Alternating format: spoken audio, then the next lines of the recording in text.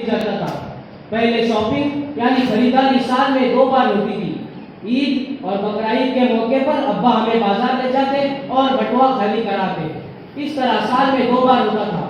लेकिन अब तो मम्मा ऑनलाइन खरीदारी भी करने लगी है। अब्बा के बजट का तो अब अल्लाह ही मालिक है। कंपनी की तरफ से ऑनलाइन खरीदारी पर मिलने वाले डिस्काउंट का पहला शिकार मम्मा तो दूसरा शिकार अब्बा का बटुआ बनता है। कुछ दिनों से तो हम भी शिकार होने लगे हैं। खाने की मेज पर हाँ जी न जाने कहां के ऑनलाइन मास्टर से कहलाने वाले बावर्चियों के पकवान हमारे बावर्ची खाने में आजमाए जा रहे हैं, जिन्हें हम तनाव फरमा रहे हैं।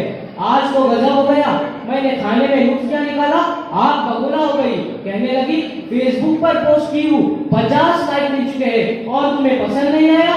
जी जनाब, हमारे घर क्या पका है हमसे पहले दूसरों को पता चल जाता है। वजह व्हाट्सएप और फेसबुक। अभी मैं स्कूल में दोपहर का टिफिन खोला नहीं कि दोस्त ने टिफिन के खाने का नाम बता दिया।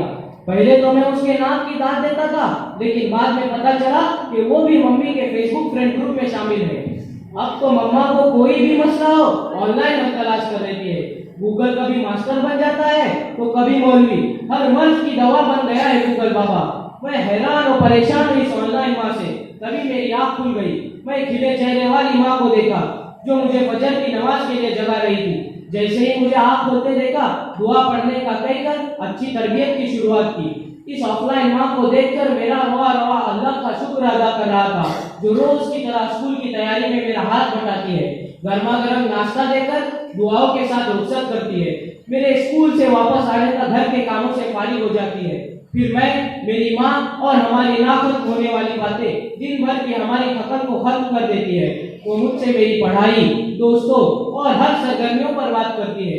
कहीं नसीहत तो कहीं फसीहत करती है। ये कामयाबियां ये इज्जत के नाम तुमसे है, ये कामयाबियां ये इज्जत के नाम तुमसे है, खुदा ने जो भी दिया मकाम तुमसे है।